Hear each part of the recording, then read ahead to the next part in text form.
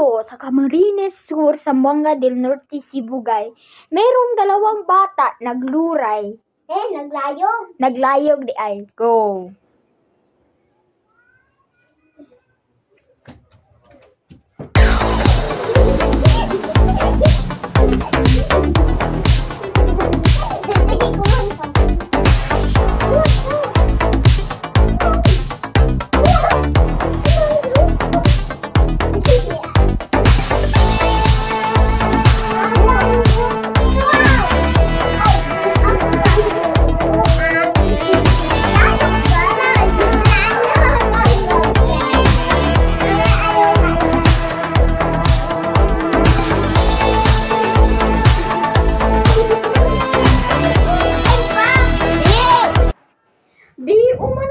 Umabot ng 2 oras ang kanilang layog o sabunutan dahil di umano'y sinabihan ng isang bata ang isang bata ng isang bata at isang bata ng isang bata ng bahungkog at sinabihan naman ng isang bata ang isang bata ng isang bata.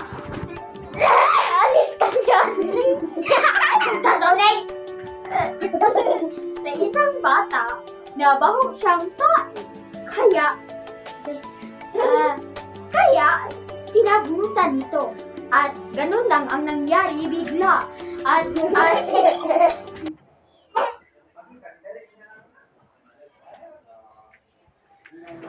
ganun ang nangyari at tapusin natin ang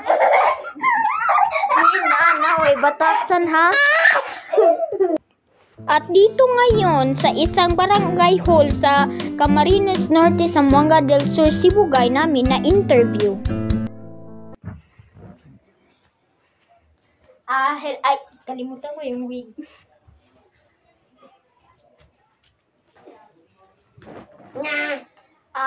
Hello ho, ma'am. Ano po ang pangalan mo?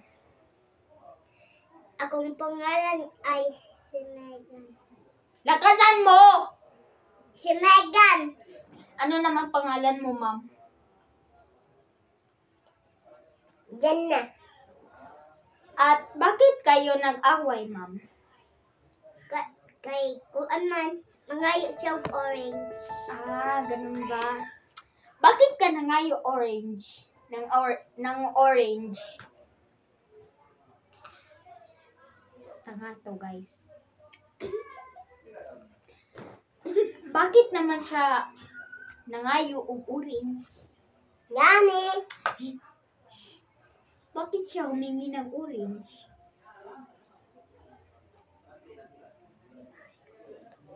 Tayo gutom. Oh my God! So, nanghingi siya ng orange sa kanya dahil siya ay nagutom. Kaya, hindi nagustuhan ni Megan ang ugali ni Janna na nanghihingi ng orange, kaya sinabunutan nito. At ganun lang ang mga agaw. At ganun lang ang biglang nangyari. Hindi ba masakit ang layog, ma'am? Dili po. Bukod masakit? Yes. Hindi daw masakit dahil itong buhok nila ay gawa sa plastic. Oo guys, kakaiba to guys. Or mga kapuso. Iba tong buhok nila, gawa to sa plastic. Diba tumatawa kapag sinabunutan? Hindi siya masakit dahil gawa ng plastic ang kanilang buhok. Hindi tulad ng ating normal na buhok. Ito ay gawa sa 100% herbal. Yes. At magsasorry ka ba kay Janna? Sorry po. It's okay? O yan guys, nag-sorry na sila. Mag-hug na kayo. Thank you po mga kapuso. Kung nagustuhan nyo ang video na ito, huwag kalimutang i-click mag-subscribe at i-click ang bell button for latest updates. Thank you.